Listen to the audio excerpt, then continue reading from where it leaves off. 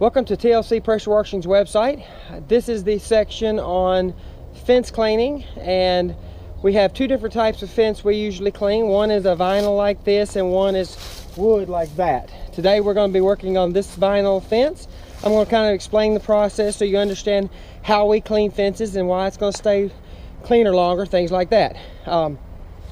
As you can tell, this has a lot of mold and mildew on it, and actually the bugs or slugs have been eating and making tracks. They're eating that, they're feeding off essentially that green mold and mildew and just nastiness. So what we do is we come in on this type of fence, we come in with a house wash mix to start killing it. We want it to turn brown. As soon as it turns brown, we know it's dying.